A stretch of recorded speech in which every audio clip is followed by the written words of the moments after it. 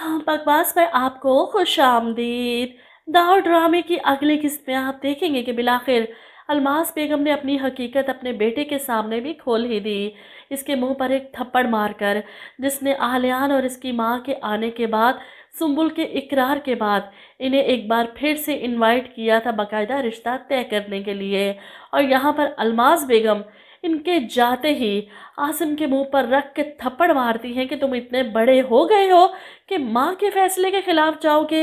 यहाँ पर नेहा जो आसिम को बताती थी, आज वो अपनी आंखों से देखेगा कि इसकी माँ किस तरह इस पर चिल्लाएगी। सुंबुल की शादी वही होगी जहाँ मैंने तय की है। जिस पर आसिम अपनी माँ के सामने सर झुकाए कहता है, मैं सुंबुल का भाई हूँ, इस घर का बेटा। इस पर अलमास बेगम तंज करती हैं, अच्छा, एक दिन भी तुमने मुझसे आकर ये नहीं कहा कि अम्मी, अब मैं जवान हो गया हूँ, आपके कंधों पर जो बोझ है मैं उठा सकता हूँ, इस घर को चला सकता हूँ, अब आप आराम करें। लेकिन दो अजनबी लोग आते हैं और बहन को सौंप देते हो इनके हाथ। आसिम तो नज़रें झुकाए वहाँ से चला जाता है, लेकिन नेहा की शामत आ जाती है। ऐसे में सुंबुल सामने आती है, अम्मी भाभी की कोई गलती नहीं, भाभी ने तो मुझे समझाया था, लेकिन मैं। जिस पर अलमास बेगम चिल्लाती हैं, चुप कर जाओ, मैं अच्छी तरह से जानती हूँ ये सब कुछ इसका सिखाया हुआ है, वरना मेरी औलाद ने तो कभी मेरे आगे से पलट कर सवाल नहीं किया, मेरे किसी फैसले पर एतराज़ नहीं किया। इसके आने के बाद से ये सब कुछ हुआ है, यही है सारे फसाद की जड़। वहीं आलियान की माँ, जो अचानक रिश्ते की बात पर हैरान और परेशान थी, घर जाकर आलियान की क्लास लेती हैं, ये सब क्या था। और वहाँ जो रिदा तुम्हारा इंतज़ार कर रही है, तुम जानते भी हो कितना प्यार करती है तुमसे वो, एक टांग पर हॉस्पिटल में मेरे साथ खड़ी थी।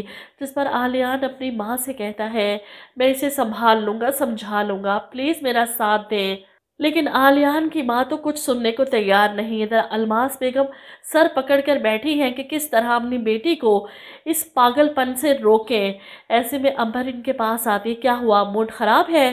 जिस पर अलमास बेगम अपनी छोटी बेटी से कहती है कि तुम ठीक कह रही थी, नेहा ने तो बजाय समझाने के इसे उल्टी सीधी पट्टियाँ पढ़ा दी हैं। जिस पर अंबर अपनी माँ से कहती है, आप सुंबुल की बात सुन क्यों रही हैं, इस फैमिली को बुलाएं, आज मंगनी करे, कल निकाह करके इसे रुखसत करे। अलमास बेगम भी यही सोच रही हैं कि ऐसा ही करना होगा, लेकिन जब वहाँ से फ़ोन आएगा ना इस रिश्ते से इनकार का, तब इन्हें समझ आएगी कि आलियान तो बहुत आगे की चीज़ निकला है। वो अपना सारा गुस्सा अपनी सोच में निकाल रही है। ये सारी मुसीबत मुझ पर आई है आपदा और उसके बेटे की वजह से। वो दोनों अगर यहाँ होते ना, तो आलियान की कभी जुर्रत ना होती मेरा पीछा करने की। माँ को समझाने के बाद अंबर जाती है सीधा सुंबुल के कमरे में इससे बात करने। मैं और मामा तुम्हारे लिए जो कुछ भी कर रहे हैं ना, बिल्कुल ठीक कर रहे हैं, तुम्हारे अच्छे के लिए कर रहे हैं, तुम्हारी खुशी के लिए कर रहे हैं। जिस पर सुंबुल रोते हुए कहती है, मेरी खुशी आली है अंबर। और यहाँ पर अंबर चिल्लाती है, आली आली आली। सुंबुल वो 2 टके का लड़का तुम्हें। अंबर तो इससे आगे सुन ही ना सकी, उठकर इसके मुंह पर थप्पड़ मार देती है। वैसे भी ये बहुत ज़्यादा ही ओवर हो चुकी थी, इसको पढ़नी ही थी। सुंबुल एक बार फिर से कोशिश करती है अपनी माँ को समझाने की। इनके कमरे के पास पहुँचती है तो इनकी बातें सुन लेती है, जो फ़ोन पर टिकट बुक करवा रही थी इस्लामाबाद की अपने और सुंबुल के नाम से। यहाँ पर सुंबुल फ़ौरन आलियान को फ़ोन करके ये सब बता देती है कि ममा मुझे इस्लामाबाद लेकर जा रही हैं। यहाँ पर आलियान इसे कहता है कि तुम वहाँ से निकलो फ़ौरन।